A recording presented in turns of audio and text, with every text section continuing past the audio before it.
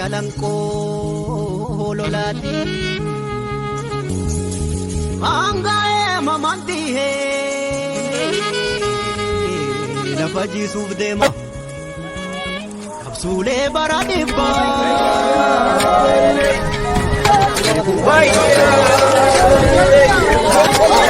nyaan qabdu lafa jaasan fiddu filannee facaafannaa ofiin jiroon taatu horora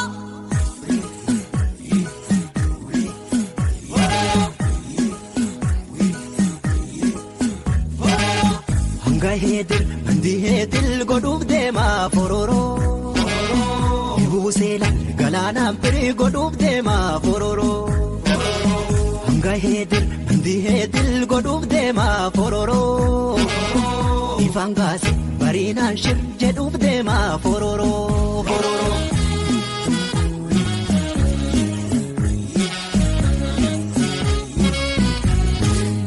dagarfaffuun qabnee feena duudhokkee korsu eegna erga caamee lafti kooree collaan tollaan biyyi kooree sanyii kan nyaatu bineensa dhigee galchaan sun gameessa waatolee maan jenne keeroo waatolee egaa milkiin galee sanyii nuuf kalee waatolee maan jenne keeroo waatolee egaa milkiin galee sanyii nuuf kalee.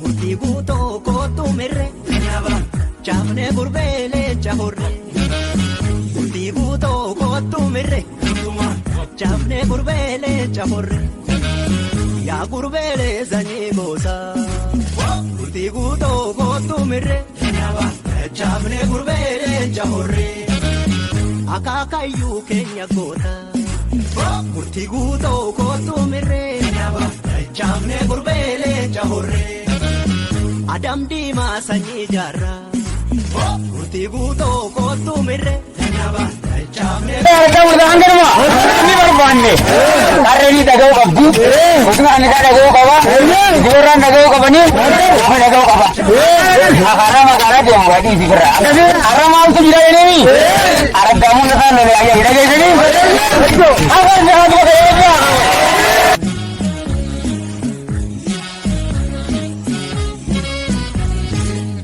hanga heedir mandi heetil godhuuf deema fororoo buuseela galaanaan firii godhuuf deema fororoo hanga heedir mandi heetil godhuuf deema fororoo.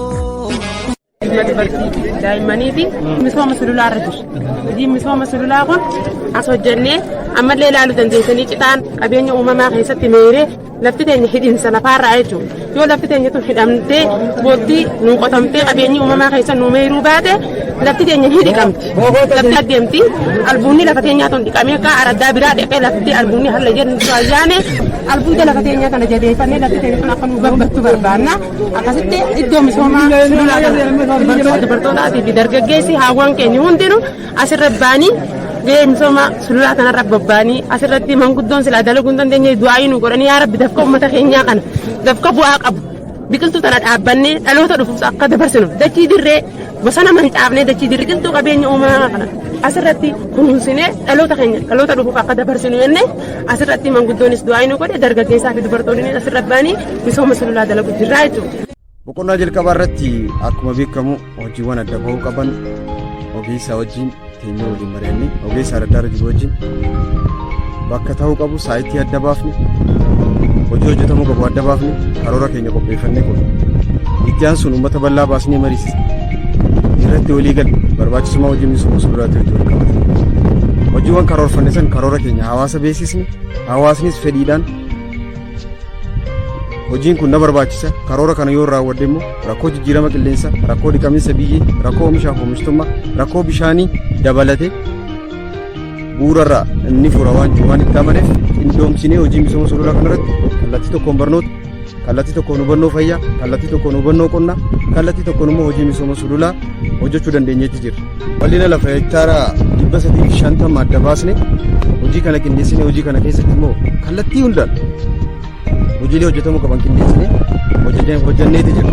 Milkaa'ina hojii kanarratti yeroo ammaan tana parsantaa 95 irra geenyee jirra. Hojii kana xumuruuf gara boodaatti deemaa jirra.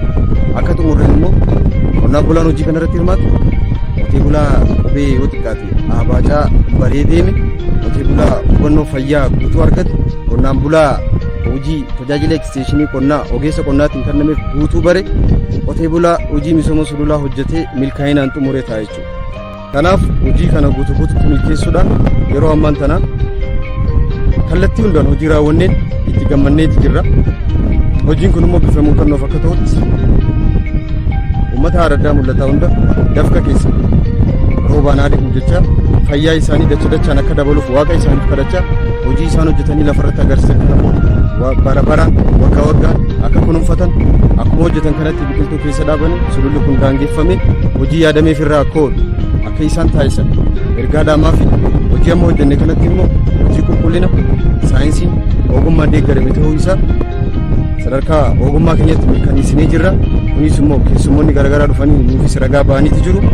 Akka waliigalaatti xumuruun asirratti hojjetame kun araddoota biraa birattis akka babal'atu ergaa dhaamaa yeroo ammaan tana immoo hojii misooma sululaa gara xumuraatti argamna waan ta'eef hojii kana milkeessinee jirra waan juusan abdii guutuu qabna.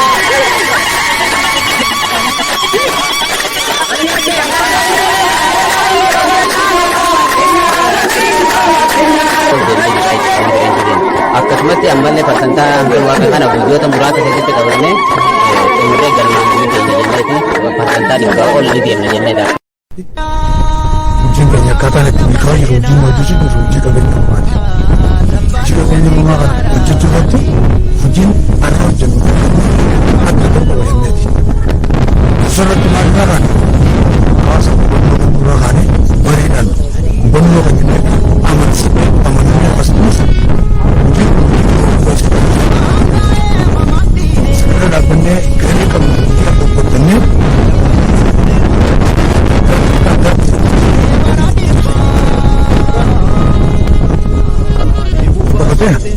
namoonni gareen ijaaramanii jiran ijaarsolaatiin ijaaramanii jiran kanaan alatti gaachana sirnaatiinis ijaaramanii jiran namni gurmaa'insa isaaniitiin hanga ijaarsa ollaa fi ollaatti hanga gareetti hanga gandaatti jechuun walirra ijaaramanii akkaataan itti wal bobbaasu jiran raayyaadhaan wal bobbaasanii hojii kana guyyaa 60 nu kenname guyyaa 60 guyyaa 6 keessatti ni xumurra jennee akka bara keenyaatti itti jennee dubartoota hirmaachisuu jalqabatee dubartoonni keenya boonillee jiraatu sirriitti isaanis akkuma biirtiinis jaarmaan jirtutti dubartoonnis jaarmaan jira jaarmaa gurmaa'insa isaaniitiin wal bobbaasaa jiru.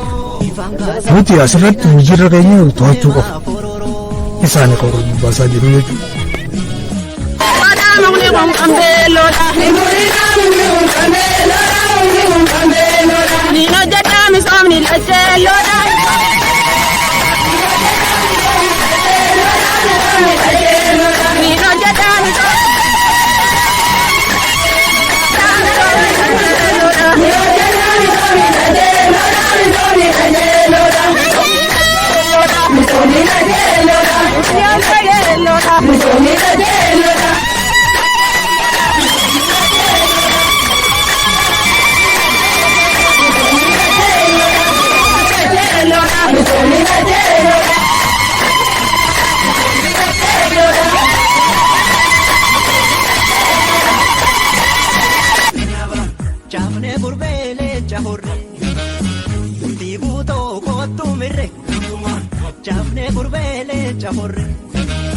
yaa gurbeelee sanyii goosaa murtii guutoo kootu mirre chaafne gurbeelee jahorree akaakayyuu keenya goota murtii guutoo kootu mirre chaafne gurbeelee jahorree adam diimaa sanyii jaarraa murtii guutoo kootu mirre.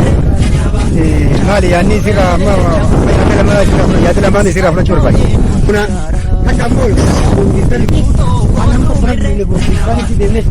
safarri keessan ittiin fiigale amma yeroo narraa kun. Sulaan hojii jalqabuus akkuma gammanneemi. Yaha horeen aanaa bar araddoota hunda jira iteeti osoo mul'atarra bannee sululmaa'u asirratti osoo dura bannee yaniiti gammada hedduutti isheen ani isaan ugusin harkan jechuudha. Ilaalaan keessan asirratti akkasii bahus uwwisan sulla uwwisan fixanii isin hin jiran. Harbiddee nama kuuseela irra beekan jechuudha Oromoon dhuguma himaa jiru.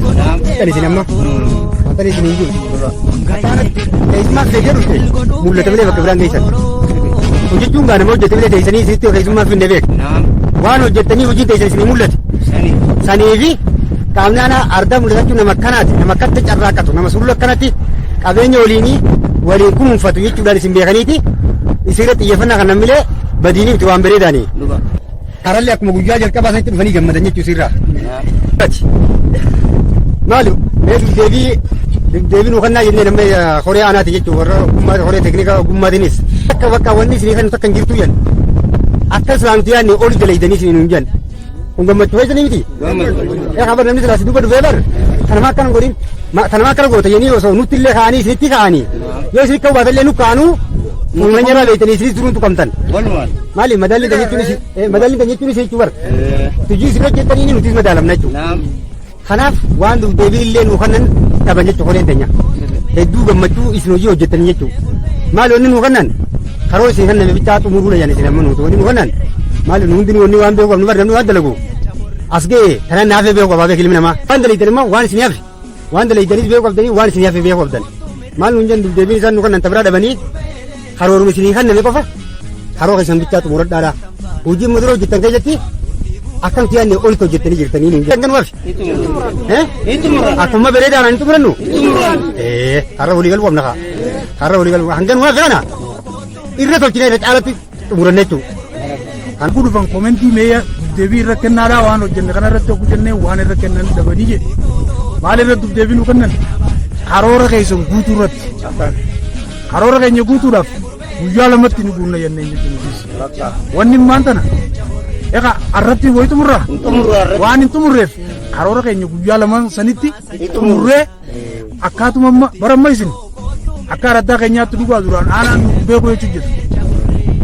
Alhamdulillah yaarra hirmaannaa keessaniin nu beekanii jiran akkaanaatti wanni namni araddaan haasoo jiran asitti mul'ata. Dhuma hojii bareedaa hojjenne kana karoora keenya guutuudhaan ammas akkaanaa kanaatti sadarkaa tokkoffaa san ta'uu qabna.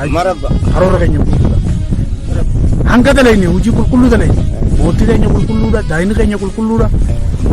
Kanaaf karoora keenya guutuu qaba wanni nu guyyaa 60 sanitti osoo hin taane guyyaa lamaan kana keessatti guutuu qabna.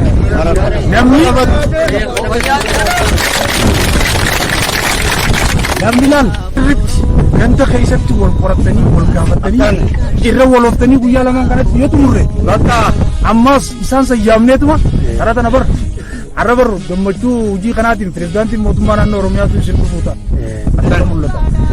Ifeetanii dhufuu keenya guutuu qabnaatti nama isinii laafa keessattuu isin wal ofuudhaan guyyaa lamaan kanatti xumurreeti gara hojii deebiin. Hin ta'u.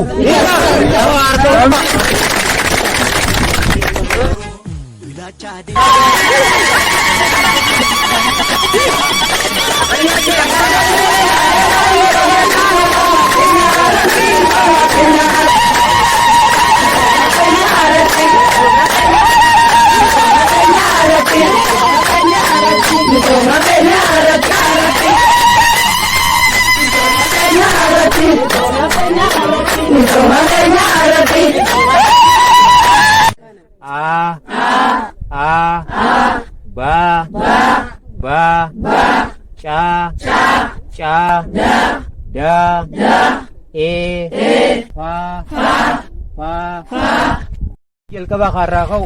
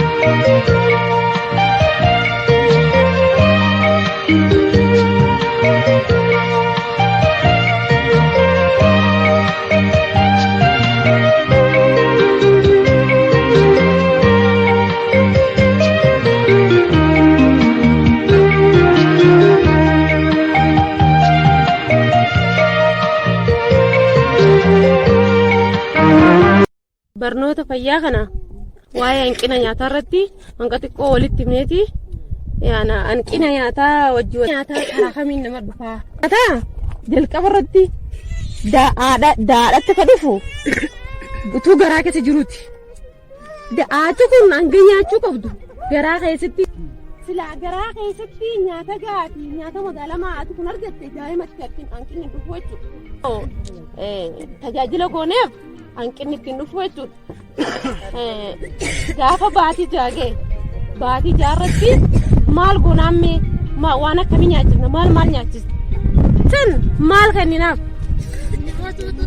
ilmaan haanu harkatanii yoo kan jennu taate biyya teenya garuu nyaanni gayaan sun akkasitti waan hin jirreef aanan killeen lukkuu nu bira jirti amma aanan damsifannee fi aanan kana akkasitti oguu qaruurraa darbinee ijoollee keenya oguutti itti qinnee kannuuf killee lukkuu tanallee affeellee hanga nyaata isa ababsiisuudhaaf killee lukkuu san adii san irraachi darbinee hanga diimtuu keessaa sayyoo nyaannee ilmoon keenya tajaajila harkatti dinnichaa kanallee amma yoo affeellee fi binneemma yeroo gabaabaa keessatti magaalaa dhaqaa ollaa yoo dinnichaa kana finneemma affeellee dinnichaa sanitti ababsiifnee nyaata mimmi'aawaa ijoollee yoo kennine hanqina ijoollee hin argatte wanni bareedduun gooma harka keenyaan itti kennine haadha ilmoon ammoo oggoon goone san illee lukkuurraa eegalee biddeena kana haa ta'u seetu suuroo haa ta'u wama isiin feete za'azaa keessatti itti kenninu hanqina ilmoon isheetti jechuudha. Gooni akkasitti gosa hundarraa akkasitti akkasitti ammaaree garaagara goonee walitti neefi dizaayinii fideetti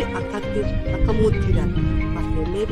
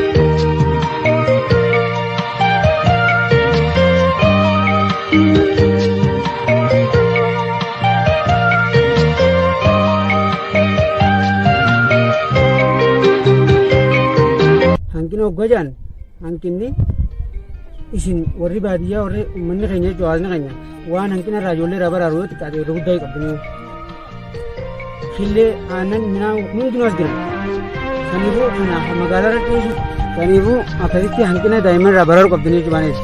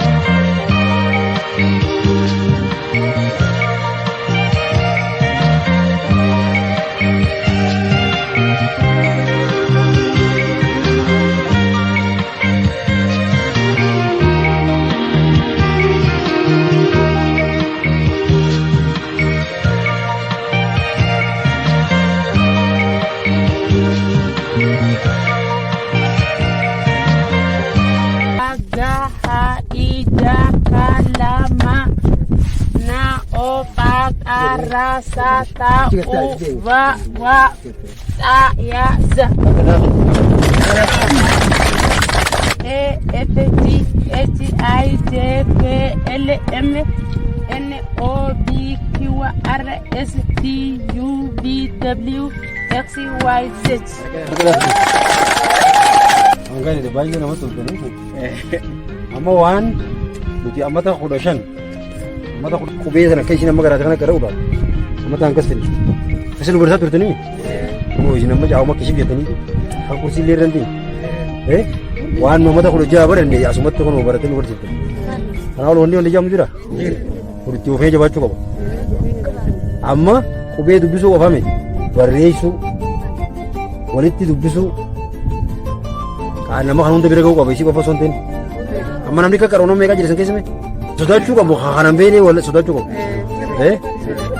Kasih mi, akasih dubisu ka bana mun dinu. Dubisu ka. Wangari. Sudari sawana fu ka ba.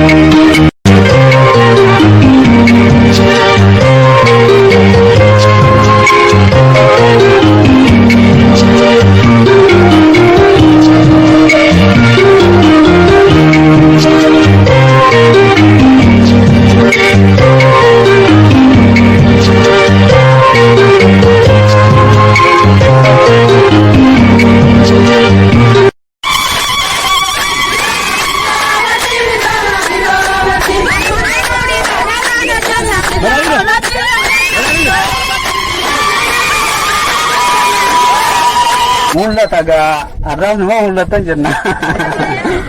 Maaliif deengada guyyaa baniinsaasi goonu raayyaan keessan kanaa ol tureewu. Ammallee raayyaan mul'ata if boodan deebine. Tootaas kadiiraas ka dargaggeessaas qabdan hojii keessanii nama agarsiisa jechuudha. Raayyummaa keessantu nama agarsiisa. Akka itti gaafatamaa waajjira qonnaatti yoo dhugaa dubbachuu taate baay'ee isinirraa gammade. Isininis ni boonne dhugaa. Ammallee rabbi fayyaas isin haa kennu. Furkaa teessan kana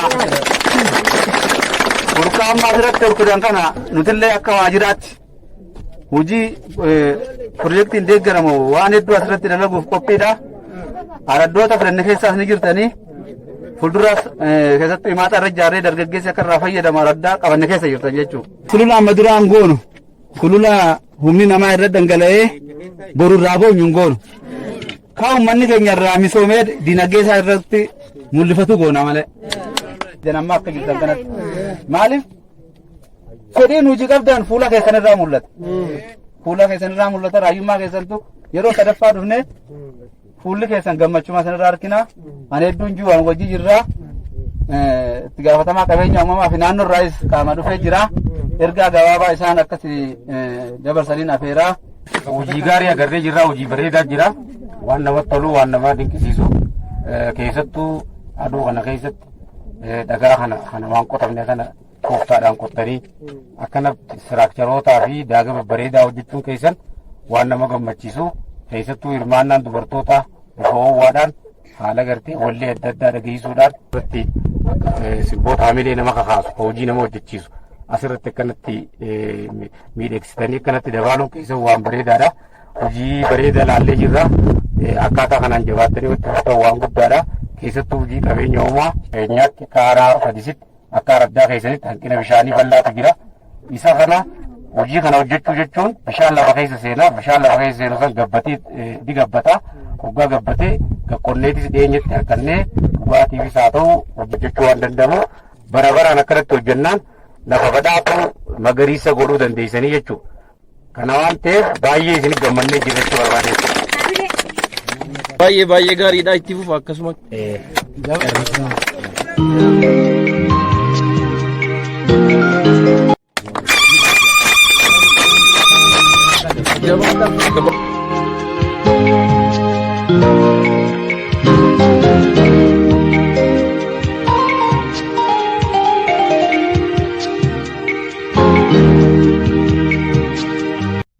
Amma wanni hangam malalle waan bareedan aradaan innis kan amma dhufnes jidduu kanatti illee nuti yaa'uu deemnu observeeshinii keenya waa hunda yaalaa deemna akkaataa imeejii nuti illee fadhiisitti qabannee dhufnee fi wanni asii girri harugaa nuti bulchisu akka biraattis deemnee ilaalee jira baay'ee garaagarummaa guddaa qaba. Isaa'u uummata biratti gurmaa'insa biratti aradaan illee nu tolee jira kana ammoo daran nu tolee jira. Sululli buurri sululaa hojii qabeenya uumamaa booldiinni haa ta'u malee hojiin nuti karoorfanne baay'een sulula qabeenya uumaatti hojii qaba tokko hojjetama. Keessaawuu sulula sirriidhaa kan jaamu wantoota hojii qabeenya uumaatii wajjin walitti hidhatamanii wal faana hojjetamuudhaaf karoorfamu san aradaan harratti dhufoo fakkeenya geejjiba gurguddaadha. Kuni waan jajjabaachuu qabu. Keessaawuu caasaa araddaa kana amma gaafanne hirmaannaan uummataa dargaggeessaa bakka reefu san caalaa asitti baay'ee agarree jira. Dubartii bakka san caalaa asitti baay'ee agarree isa qofaa miti waan addaa akkasitti gurmaa'insa isaanii wayii gaafanne. Haaseffama dubartiidhaa kana if dandeessuudhaan miti yogguu piraaktikaalii yogguu jechuudha kan hojii boruutti kennu barbaada. Kana yogguu jennu kan uummata achitti dhiibnee dhumnee isin keessan baay'ina garee 52 qabdanii 55 qabdanii 54 addatti achi keessatti waan laallee qabdu. Yoo ardaa Abdooraa sanitti hazoonii sada qabanii hazoonii olii hazoonii gadii hazoonitti aantu maqaadhaan taappilaan akkasitti dhoomee taa'u jira. Hojii bareedaa hojjetame. Asitti hojiin bareedaan hojjetame jechuudha. Akka isinillee akkasitti hazoonii tokkoffaa hazoonii lammaffaa waa sadiif isin gargaara jechuudha. Tokkoffaa hojii tana dorgommiidhaan akka hojjetaniif isin gargaara. Lammaffaa qulqullina hojiillee bakka garee abaluu biratti zoonii san biratti bakka sanii waatu hafa ogummaa achitti hafa waatu achitti hafa. Ogeessni bakka hazoonii san qabu bira jiru jira hazoonii kan bira jiru jira kan bira jiru jira qaamnis bakka sadeetitti ilaaltu. Sadaffaa uummata harcaatii namaa hambisuuf ni gargaaru. Harcaatii namaa zoonii sun garii hanga achi keessii beeytu.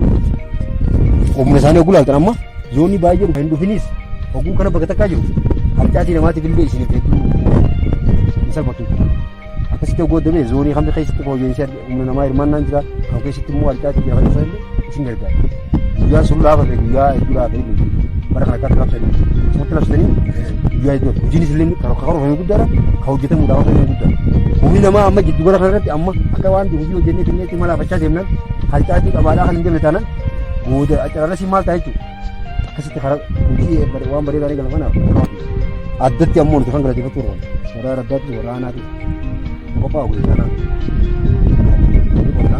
asitti qindeessanii ogeessi achirratti ilaalee jira asirratti ilaalee jira maal dura deemee kitaabsummaa qabu barbaachisaa qabu ogummaa immoo deeggarsa qabu haasaa wanta istiraaktaroota jiru adda baafatee bakkatti akkasitti hojjetamu adda baasee akkasitti bakka sana kana hojjenne bakka sanatti kan nu laalaa hajaamu sun jajjabaachuu qaba.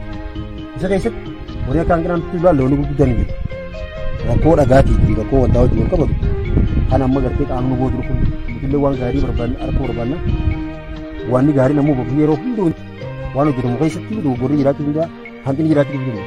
Hanqinni immoo kanamaa caalaa kaalafaatu dhufe maatiitti waan nuti dhagaa maaliyyoo sirriitti warri qonnaa hanga dandeessanitti meeshaa yeroo hafte keessatti kan gargaartanii hojii kana galan akka bareechitanii bakkuma immoo qorantu kana waan akka gartee sabaraaree kun asmaallee kun kan baree jira san bakka gartee dhagaa fi maal hojii san istiraaktaroota direektii hojjetan kana keessatti akkaataa gartee isa sheepitti godhuu danda'anitti waan isa bakka wal deeggartanii wal wajjibatan bakka inni jirullee daawwatanii kan irraa kaasu waan ammoo akkasitti hojii amma kanatti eegalame kana keessaa'uu kan fayyaa fi barnoota addatti illee jira asitti immoo adda illeen aanaa biraatti ilaallee jira addatti isa kan illeen sirriitti qabalee jira fayyaatti akkasumatti tokkoffaa hojiin barnootaatii fi hojiin fayyaadhaa hojii kana hojjetu kan irraa kaase mooraaliin uummata kanaa gaan uffatee ogeessi keenya barsiisaan abbuu asitti dhaabbatu dubartii qubee dubbisa jiru garuu ganda keessattuu barnoota bu'uuraa barsiisuu hin dandeenye bakka iddoo suulaatti immoo wanta kana barsiisuun diilama tokkoffaa hojii poolitikaal siraadhaa tokkoffaa immoo akkasii kaanisa rakkoo keenya furannee jiru dhimma kun jajjabaachuu qaba barsiisonni keenya jajjabaachuu qaba mana barnootaa kamirraa hirmaatu mana barnootaa mul'ata gaaratereenya simi baay'ee gaarii ekisteeshinii fayyaa garee jira tokkummaa jira irra kan kun jajjabaachuu qaba barsiisonni uummata kanaallee durbaan mana barnootaa sanillee hojii kanatti walitti dhiba waajjira qonnaallee kana walitti akkasitti gaafa masaamtanii hojii kun baay'ee pireeshinii guddaa qaba kun itti fufuu qaba akkuma jammarta kana caarrachuu keessanillee kana caalaa tokko hin qabu hojii guddaa lafarratti fiizikaalii wanni hojjetan jira baay'ee kana caalaa isin jira abdii qaba ammoo paarkiidha fakkaata kan jedhamu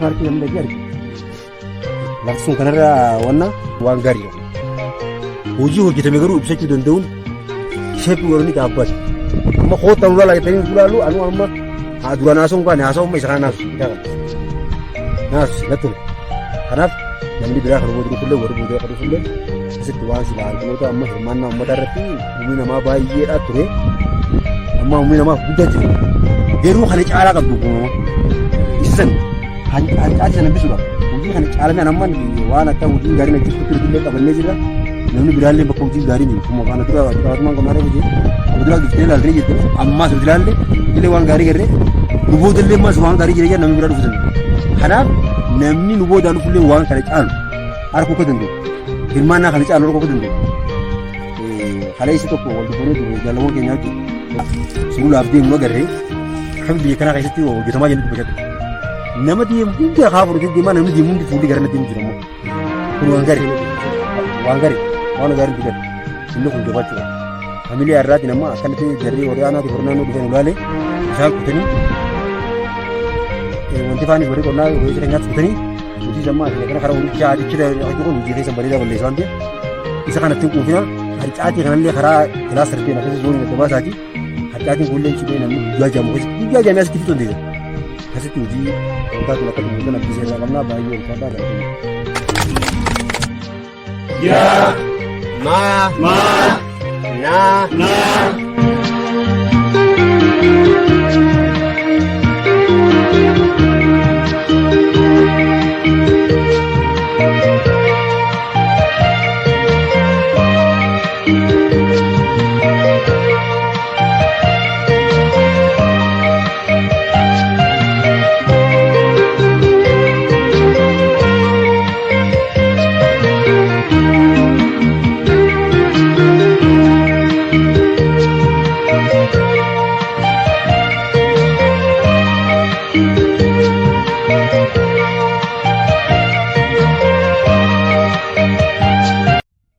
fincaanii abbootii warraa 5,500 jiran fakkaata.